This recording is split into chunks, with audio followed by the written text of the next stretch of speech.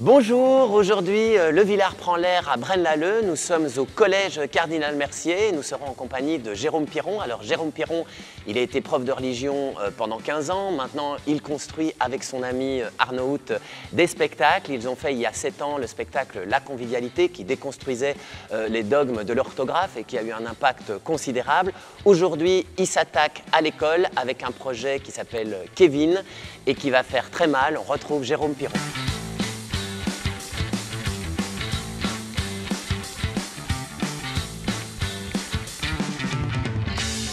Bonjour, alors voilà, Le Villard prend l'air avec Jérôme Piron. Nous sommes au collège Cardinal Mercier dans une école pour parler d'école, c'est adéquat.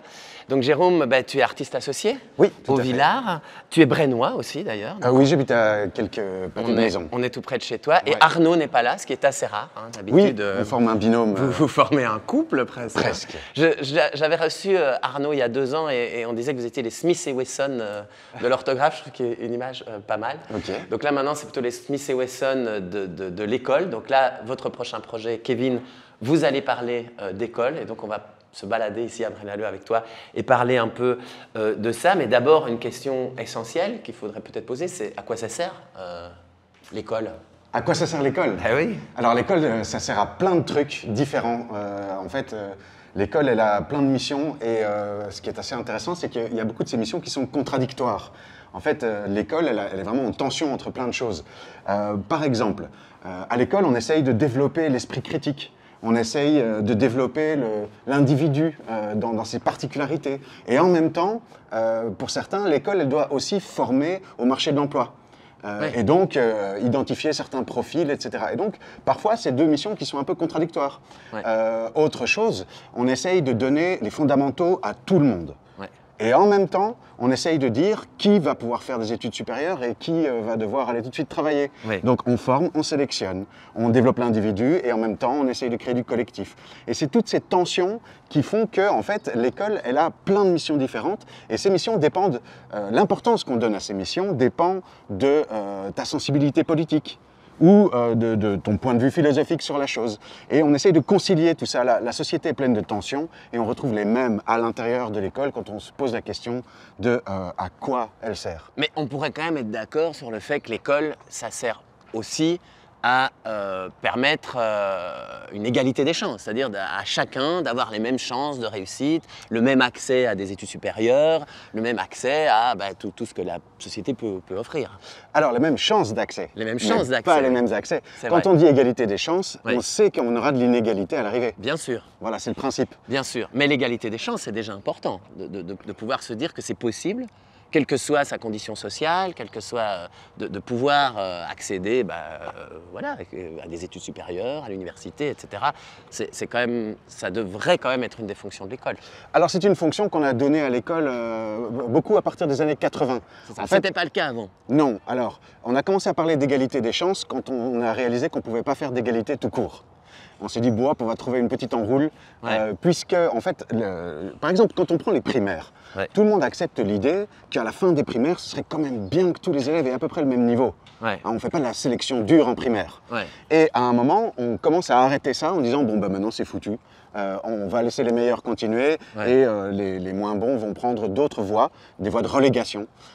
Et la question, c'est à quel âge on décide d'abandonner cette idée qu'on va donner la même chose à tout le monde. L'égalité des chances, c'est le discours qu'on a trouvé pour positiver cet abandon, ce moment où on renonce en fait à donner la même chose à tout le monde. On se dit, maintenant tout le monde a eu la même chose, on peut jouer sur les chances, ça veut dire que les meilleurs gagnent en fait. Oui, c'est ça. Sauf que ça ne marche pas tout à fait comme ça. Ça ne marche pas comme ça parce que les meilleurs, pourquoi est-ce qu'ils sont les meilleurs ? Alors si ça dépend de ton investissement personnel, de tes compétences, de ton talent, ce serait super. On aurait une méritocratie qui placerait les meilleurs aux postes les plus importants et le monde serait formidable. Mais si c'était le cas, il faut savoir qu'à l'école, les filles par exemple, les filles réussissent depuis qu'elles vont à l'école avec les garçons, qu'elles ont les mêmes cours, et c'est assez récent, hein, c'est la Deuxième Guerre mondiale à peu près. Depuis que les filles vont à l'école avec les garçons, elles ont partout des meilleurs résultats. Partout. Donc ça veut dire que si on était vraiment dans un système méritocratique, eh ben, c'est elle qui aurait tous les postes à responsabilité. Oui. On continue la balade. On va parler de prénoms Oui. et d'une étude très intéressante sur les prénoms, un petit peu ailleurs, ici, au Collège Cardinal Mercier.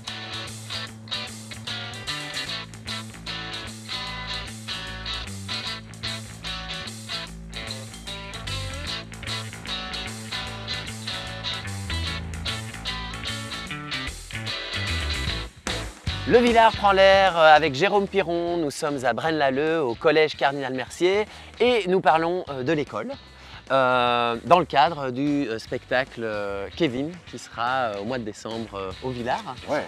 On a déjà parlé un peu de l'égalité des chances là, quand on était dans la salle de l'école. Et alors, vous vous êtes intéressé à une étude qu'a fait un certain Baptiste, parce que vous appelez tout le monde par son prénom. Oui, tout à fait. Voilà, qui a fait justement une étude sur les prénoms et sur le lien entre les prénoms et le statut social et la réussite scolaire. Tu peux un peu C'est ça. En fait, Baptiste, il a fait une étude très simple. Il a pris tous les prénoms des enfants qui ont passé leur bac en France en 2020. Ouais. Et il a calculé le pourcentage d'enfants qui avaient eu une mention très bien au baccalauréat. Donc ça, c'est le top, quoi. C'est les mentions les plus élevées. Et alors, on constate par exemple que, allez, si je prends au hasard, mais pas trop, Joséphine. Ouais. Joséphine, il y a 35% des Joséphines qui ont eu une mention très bien. Ouais. Et puis si tu prends Ryan, c'est 5%. Donc c'est 1 sur 20. Et en fait, on peut jouer à ça pendant des heures. Je te donne 2 prénoms, je te demande lequel a le plus de mentions et je suis sûr que tu devines à tous les coups. Tu vois, si je te dis, je sais pas. C'est un peu flippant quand même. Claire et Mehdi, à ton avis? Oui. Ça voudrait dire qu'il pourrait pas y avoir, de Claire ou de Joséphine dans des milieux défavorisés. Si, il n'y a jamais qu'une sur 3 qui a... Mais ce sont des statistiques. Voilà, c'est ça. C'est ça. Il y a quand même 5% de Ryan qui ont une mention très bien. Donc il y a des Ryan qui ont des mentions très bien. Mais au-delà de cette affaire de prénoms un peu amusante, ça révèle surtout quelque chose. D'abord le lien, bien sûr, entre les prénoms et le statut social. Et la réussite scolaire. En fait, c'est ça, pourquoi est-ce qu'on peut deviner le taux de mention en fonction du prénom? C'est parce que la réussite et le prénom ont tous les deux comme origine l'origine sociale, justement. C'est ça. Mais donc ça démontre surtout que l'inégalité sociale est frappante dans l'école en France, mais aussi en Belgique. En France et en Belgique, en fait, il y a un chiffre sur lequel on est tombé, qui nous a vraiment, qui est à la base presque du travail, c'est que la France et la Belgique sont les 2 pays de l'OCDE, donc des pays développés, des 42 pays développés, dans lesquels la réussite scolaire dépend le plus de l'origine sociale. Dans le trio de tête, il y a la Hongrie aussi. Et donc, en fait, on a l'impression que c'est comme ça, que c'est un peu fatal, etc. Mais en fait, c'est une bonne nouvelle, ce chiffre. Ça veut dire que partout ailleurs, on fait mieux. C'est ça. Donc, c'est qu'il y a moyen de faire mieux. Oui, c'est vrai. Voilà. Et alors, vous cherchez d'où vient cette inégalité. Oui. Et là, vous vous êtes intéressé à un autre chercheur qui s'appelle Miguel. Oui. Et qui nous explique qu'il y a 4 types de programmes différents. Oui. Donc il y a le programme officiel, qui est le programme qu'on écrit. Oui, c'est ce qu'on doit enseigner. Voilà, ce qu'on doit enseigner. Le programme réel, c'est-à-dire que ce que le prof enseigne réellement. Bon, ça, jusque-là, on comprend. Le programme implicite, qui, moi, m'a beaucoup intéressé, parce que je trouve que c'est-à-dire ce que l'enseignant enseigne sans s'en rendre compte. Ouais. Et alors là, je fais une petite parenthèse, mais je trouve que c'est souvent ça qui est le plus nourrissant pour un élève. Moi, j'ai des grands souvenirs de professeurs où j'ai beaucoup plus appris à leur façon d'enseigner que par le contenu de leur enseignement. Et puis, il y a le programme invisible. Et c'est là que ça nous intéresse un peu plus. Alors, le premier programme, c'est ce qu'on doit enseigner. Le deuxième, c'est ce qu'on enseigne. Et le troisième, c'est ce qu'on enseigne sans s'en rendre compte. Et le quatrième, le programme invisible, c'est ce qu'on n'enseigne pas. D'accord. Mais dont on a besoin pour réussir. En fait, il y a plein de capacités, de compétences dont on a besoin à l'école. Et en fait, on ne s'en rend pas compte. On ne se rend pas compte que c'est nécessaire, on ne se rend pas compte que certains ont la chance de l'avoir déjà en arrivant à l'école et d'autres pas. Alors un exemple, c'est un exemple parmi d'autres, mais quand on fait un exercice, comprendre pourquoi on est en train de faire cet exercice. Si je demande à un enfant de colorier des petites voitures, il y a des enfants qui vont comprendre tout de suite qu'il s'agit en fait de compter les voitures en les coloriant. Tandis que d'autres vont s'appliquer à bien les colorier. Ils restent collés à la consigne sans comprendre qu'on leur demande d'apprendre quelque chose à travers ça. Et ça fait partie, par exemple, du programme invisible. Et des fois, les enseignants n'identifient pas qui manque ça à certains élèves. Et donc, du coup, ils ne comprennent pas ce qu'ils ne comprennent pas. C'est ça. Les profs ne comprennent pas ce que certains élèves ne comprennent pas. C'est ça. On continue à en parler Ouais, ici, bien sûr. Au Collège Cardinal Mercier.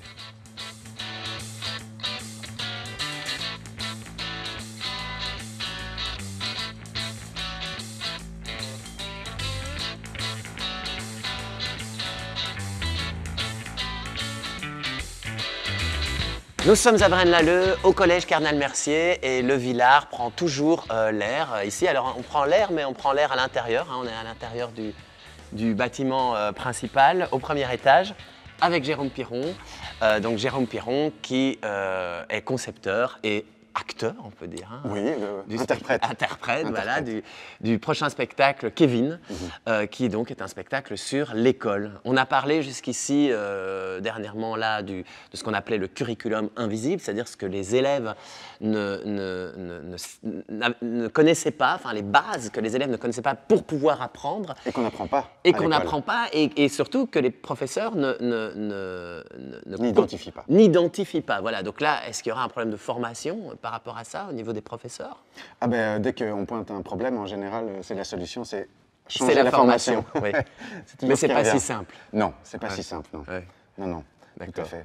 Alors, il y a plein d'autres éléments qui amplifient, d'une certaine façon, les inégalités. Il y a ce qu'on appelle l'effet d'établissement. Tu peux nous expliquer ce que c'est? Alors, ça semble un peu évident aux gens, mais en Belgique et en France, les écoles s'organisent en marché. Ça veut dire que, comme les parents ont un certain choix, il y a une sorte de concurrence qui se crée entre les écoles. Et du coup, ça donne des bonnes et des mauvaises écoles. Oui. On dirait que je tout décris, le monde sait ça. Mais oui, tout à fait. On le sait tous. Ça semble évident, et pourtant, il y a plein d'endroits pourtant, c'est terrible. où ce n'est pas le cas. C'est-à-dire, il y a plein d'endroits dans le monde. Plein d'endroits ailleurs où une école égale une école. Ici, il y a les parents qui défendent le choix, mais en fait, c'est une obligation de choix. On oblige les parents à choisir parce qu'il y a des bonnes et des mauvaises écoles. Alors, on parle d'écoles qui sont plus ou moins adaptées. Ça, c'est un peu pour masquer la réalité. On dit oui, mais il faut qu'il y ait une variété d'écoles pour que chacun trouve ce qui lui convient. Mais en vérité, on sait très bien qu'il y a une corrélation entre l'indice socio-économique de l'école, donc en gros une école de riches ou une école de pauvres, et la réussite. Et ça, c'est très clair. Il y a des schémas, il y a des calculs qui démontrent ça de manière implacable. Plus une école accueille un public riche, meilleurs sont ses performances et ses résultats. Mais donc la géographie fonctionne là-dedans. Alors évidemment, oui, les gens ne font pas 30 km pour mettre un enfant dans une école. Mais en fait, si on regarde, dans les villes particulièrement, les quartiers se touchent. Et dans des villes comme Bruxelles, on a un quartier qui est très petit, avec, par exemple, beaucoup de pauvres, et le quartier juste à côté, avec beaucoup de riches. Et en fait, il y a des écoles qui sont entre les deux. Et on pourrait tout à fait essayer d'avoir des écoles beaucoup plus mixtes socialement. Parce que si vous mettez tous les enfants forts ensemble, eh ben, ça va faire monter leurs résultats, ça c'est très clair. Mais ce qu'on oublie de dire, c'est que si on met tous les mauvais ensemble, ça fait baisser leurs résultats. Et donc en fait, on sacrifie le niveau des plus faibles pour pouvoir avoir ces groupes par niveau. On a des écoles avec les meilleurs, et même à l'intérieur des écoles, on fait quand même des hiérarchies entre les classes. Il y a, je sais pas, par exemple, grec et latin. Mais là aussi, on connaît tout ça. Oui, mais ça donne un résultat d'école et de classe très homogène. Et ça, le décret inscription a vocation de pallier à ça. Oui. Alors, je comprends que les parents... mais est-ce que ça marche, le décret inscription?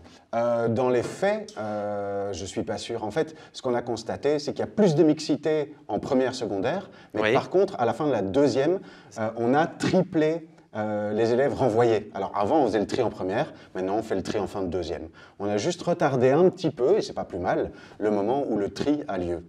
C'est ça, donc tu as quand même un regard positif sur ce décret inscription qui va quand même dans le bon sens pour plus de mixité. Alors, ce qu'il faudrait, c'est que les parents n'aient pas à devoir choisir entre des écoles. Ici, les parents veulent choisir parce qu'on sait qu'il y a des bonnes et des mauvaises écoles. Dans les pays où ça marche bien, c'est-à-dire, qu'est-ce que ça veut dire ça marche bien? Ça veut dire que l'origine ne détermine pas trop la réussite. C'est ça. Dans ces pays-là, les pays scandinaves, par exemple. Par exemple, la Norvège. Entre autres, ou la Finlande, c'est pareil. En fait, les écoles sont mixtes socialement. Il n'y a pas de bonne ou de mauvaise école. On met son enfant dans une école en ayant confiance dans le fait qu'elle vaudra une autre école. Et ça, c'est le plus important. Bon, on continue à en parler ici au Collège Cardinal Mercier. On continue à prendre l'air.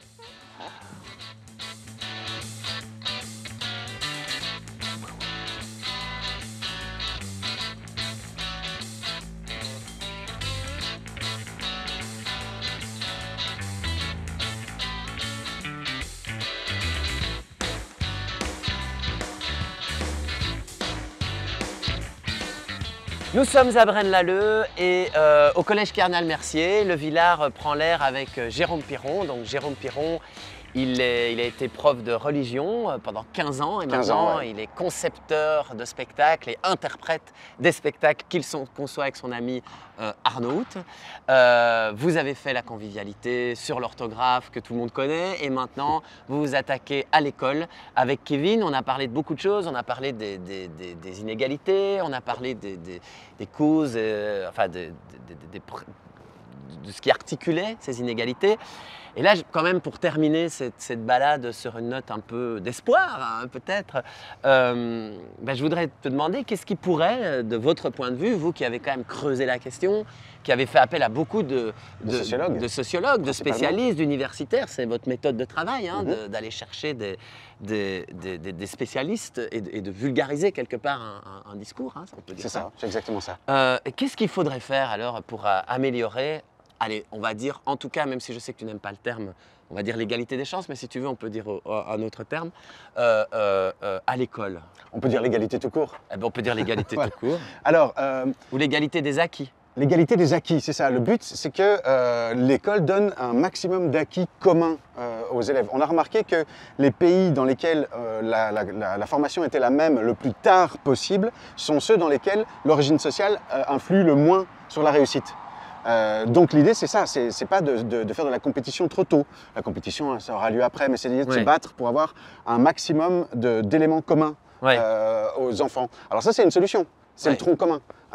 Mais en tout cas, là où il est pratiqué, il donne des résultats. Il y a plein d'autres solutions. Il faut lutter contre le marché scolaire. Donc le tronc commun, c'est une solution. C'est-à-dire ce qui est déjà appliqué pour la première et la deuxième humanité en Belgique. Alors, ça c'est dans les textes, mais il faut que ce soit une réalité. C'est-à-dire il faudrait que toutes les écoles enseignent la même chose. Les écoles ont le même programme, mais on sait très bien que les écoles ne font pas toutes la même chose du programme. D'accord, le programme est le même, et le programme réel, le programme officiel est le même, mais le programme réel n'est pas le même. Voilà, et donc il faudrait vraiment avoir quelque chose qui permette d'avoir plus d'enseignement, plus de compétences équivalentes pour les enfants jusqu'à 15 ans par exemple. C'est ça, une solution. Donc augmenter le temps du tronc commun, donc au lieu de le faire jusqu'en deuxième humanité, pouvoir le faire éventuellement jusqu'en quatrième. Se donner des objectifs communs, se dire voilà, l'enseignement est un service public et donc il faut qu'il donne les mêmes acquis le plus tard possible, le maximum. C'est ça qui garantit l'égalité des chances finalement. C'est ça. Mais ça ne va pas changer les problèmes qu'il y a avec les différences d'école, par exemple. Ah bah alors ça, il faut retirer le choix des parents. Ça, c'est une grande solution. Alors, tu ne vas pas te faire que des amis. Non, mais je le dis, c'est un peu provoque, évidemment. Mais l'idée, c'est en fait, c'est pas de retirer le choix, c'est de retirer l'obligation de choix. Par exemple, l'appel pour une école démocratique a une idée que je trouve super, c'est pas d'imposer une école aux parents, c'est que l'État choisit une école. L'État, tu veux dire la fédération Wallonie-Bruxelles, par exemple. Quel que soit le niveau de pouvoir, parce qu'on sait que l'école c'est compliqué chez nous, hein, il y a des écoles à plein de niveaux. C'est vrai. Mais que l'État propose une école. Les parents peuvent refuser, donc il reste un choix. Mais l'école serait choisie de manière à essayer d'avoir des écoles plus mixtes socialement. Parce que c'est ça le but du jeu, c'est-à-dire si vous mettez votre enfant dans une école où il y aura des élèves d'un moins bon niveau, les aspirations des profs seront moins grandes, les aspirations des autres élèves de la classe seront moins élevées, ils ne voudront pas tous faire chirurgien ou médecin, et ainsi de suite. Et donc, il faut vraiment essayer de mixer, parce qu'on sait aussi, quand on compare avec les autres pays, que ça donne des résultats. Donc, moins de marché scolaire, plus d'enseignement explicite, plus de pédagogie dans la formation des profs, c'est-à-dire tenir compte de ces différences, plus de troncs communs. Tout ça sont des solutions qui ne sont pas très, populaires, mais qui donnent des résultats si l'objectif est de réduire les inégalités. Mais est-ce que c'est vraiment l'objectif qu'on veut se donner? Ça, c'est une question plus politique. C'est une autre question. En tout cas, ce sont des choses qui se font dans d'autres pays et ça fonctionne dans d'autres pays. Oui. Ben, je te remercie beaucoup, Jérôme. C'était un plaisir de me balader avec toi ici, ici au collège Cardinal Mercier. Oui, et on se retrouve au mois de décembre au Villard, mais vous allez aussi tourner un peu partout. Vous commencez votre série à Bruxelles, au Tanner, à mon avis, fin novembre. Oui, on jouera à Namur, à Charleroi, à Louvain-la-Neuve, voilà, exactement. Et à Bruxelles. Et donc, je vais te laisser rentrer chez toi puisque tu habites juste à côté. C'est pratique, on est venu jusqu'à toi. Et ben, très bonne journée. Merci, à toi aussi, une très bonne journée.